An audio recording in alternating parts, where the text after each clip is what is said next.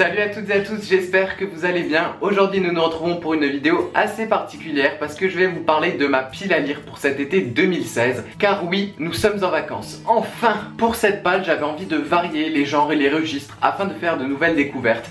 Car oui, en ce moment j'ai envie de découverte. Tout d'abord, j'ai décidé de m'attaquer à du bon gros polar comme je les aime. Et quoi de mieux qu'un Granger qui me fera frissonner. J'ai donc décidé de lire Les Rivières pourpres de Jean-Christophe Granger aux éditions Le Livre de Poche. Un livre dont tout le monde parle, un livre avec des rebondissements incroyables.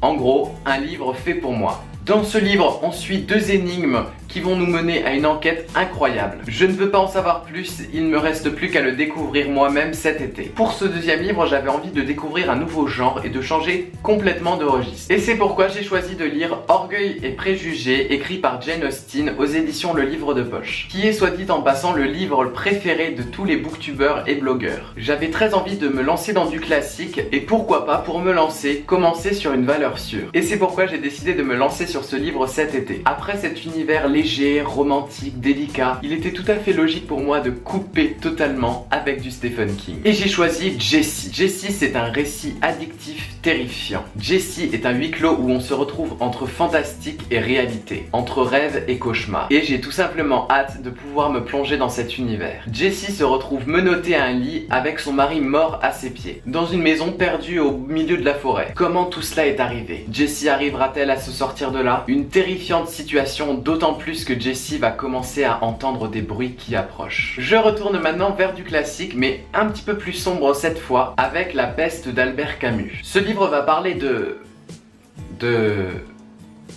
la peste.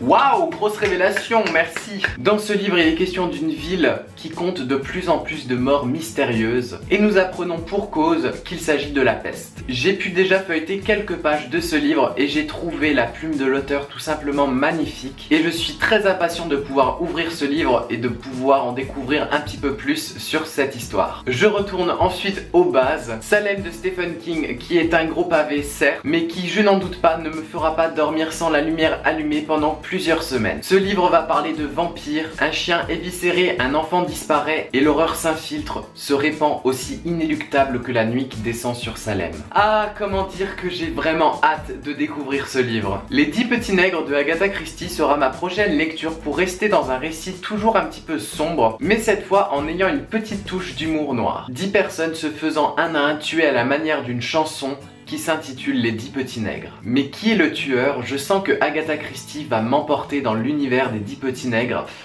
Et franchement, ça me dérange pas plus que ça. Et enfin, pour finir, un livre que j'avais honte de ne toujours pas avoir lu, Miss Peregrine et les enfants particuliers, écrit par Ransom Riggs. Une histoire merveilleusement étrange, émouvante et palpitante. Un roman fantastique qui fait réfléchir sur le nazisme, la persécution des juifs, l'enfermement et l'immortalité. J'ai tout simplement hâte de lire ce livre, d'autant plus que l'adaptation cinématographique va bientôt sortir au cinéma.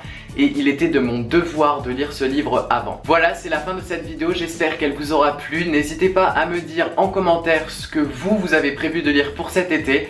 Je vous souhaite de très bonnes vacances, de très bonnes lectures.